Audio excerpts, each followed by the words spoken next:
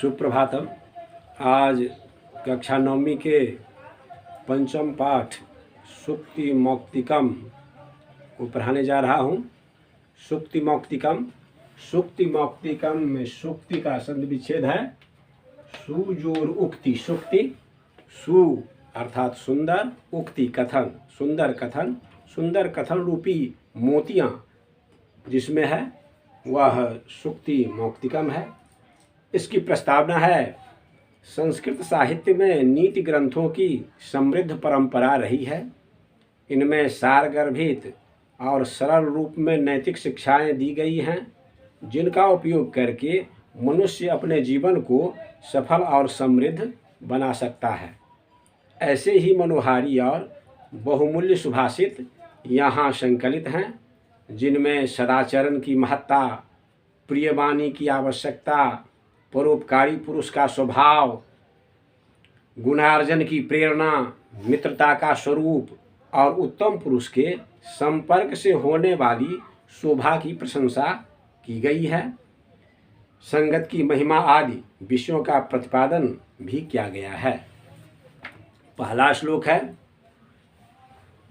वृत्तम यत्नेन रक्षेद वित्तमेति च याति च अक्षीणो वित्ततः क्षीणो वृत्ततस्तु हतो हतः। यह श्लोक मनुस्मृति से लिया गया है। संधि विच्छेद इसमें अक्षीणो वित्ततः, यहाँ है अक्षीणो वित्ततः, इसका संधि विच्छेद है अक्षीणः जोर वित्ततः।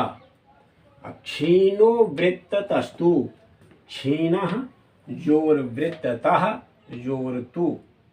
यहाँ विसर्ग का उत्तु संधि से ऊ होकर ओ हो गया है क्षीणो, और यहाँ वृत्ततः में जो यह विसर्ग है, इस विसर्ग का आगे तो थ रहने के कारण, तो या थ रहने के कारण स हो जाता है, ये विसर्ग का स हो गया है, यह स।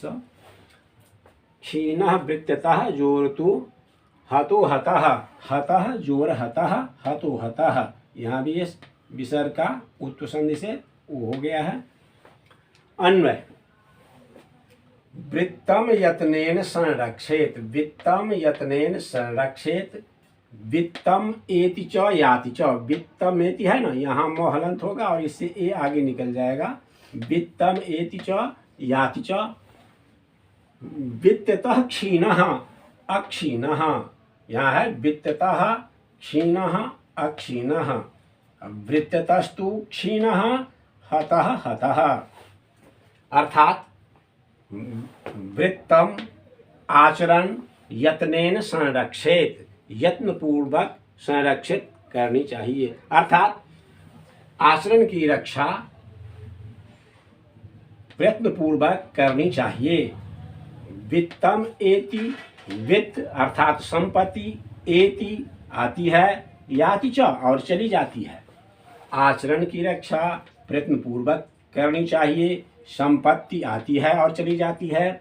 वित्ततः क्षीणः, वित्त से संपत्ति से क्षीण होने पर, संपत्तिहीन होने पर, अक्षीणः कुछ नहीं नष्ट हुआ, किंतु वृत्ततस्तु व्यवहार से क्षीण होने पर हतो हतः मर गए अर्थात व्यवहार आचरण बिगड़ जाने से जीवन मृत के तुल्य हो जाता है। दूसरा श्लोक है, श्रूयतां धर्म सर्वस्वं श्रुत्वा चैवावधार्यताम् आत्मनः प्रतिकूलानि परेषां न समाचरेत। यह विदुर नीति से लिया गया है। संधि विच्छेद इसमें चैवावधार्यताम्, यहाँ है चैवावधार्यताम्, तो च जोर एव जोर अवधार्यताम्। अन्वय, धर्म सर्वस्वं श्रूयताम्, धर्म सर्वस्वं श्रूयताम्, श्रुत्वा च अवधार्यताम्, श्रुत्वा च अवधार्यताम्, यत् आत्मनः प्रतिकूलानि परेषां, आत्मनः प्रतिकूलानि परेषां न समाचरेत। धर्म का सर्वस्व सुने, सभी धर्म का जो सार है, तत्व है, उसे सुने और और श्रुत्वा सुनकर अवधार्यताम धारण करे। सभी धर्म का सर्वस्व सुने और सुनकर उसे धारण करे कि आत्मनः प्रतिकूलानि, आत्मनः प्रतिकूलानि यानी अपने विपरीत, जैसा आचरण स्वयं अच्छा नहीं लगता हो वैसा अपने विपरीत परेशान न समाचरेत, दूसरों के साथ नहीं करना चाहिए। जैसा आचरण स्वयं को अच्छा नहीं लगे वैसा आचरण दूसरों के साथ नहीं करना चाहिए। धर्म का सर्वस्व सुने और सुनकर धारण करे कि अपने प्रतिकूल दूसरों के साथ आचरण नहीं करना चाहिए। तीसरा श्लोक, प्रिय वाक्य प्रदानेन सर्वे तुष्यन्ति जन्तवः तस्मात् तदेव वक्तव्यम वचने का दरिद्रता। यह चाणक्य नीति से लिया गया है। इसमें संधि विच्छेद तदेव,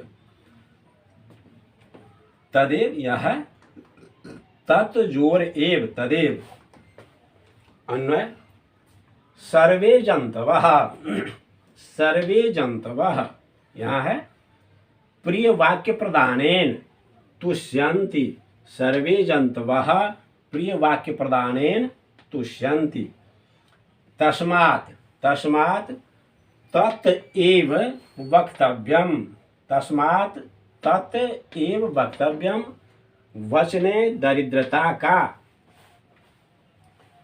सर्वे जंतवः सभी जंतु प्रिय वाक्य प्रदानेन, प्रिय वाक्य प्रदान करने से, प्रिय वाक्य कहने से तुष्यन्ति संतुष्ट होते हैं। सभी जंतु प्रिय वाक्य प्रदान करने से, कहने से संतुष्ट होते हैं। तस्मात् इसीलिए तत्एव वही यानी प्रिय वाक्य ही वक्तव्यम बोलना चाहिए।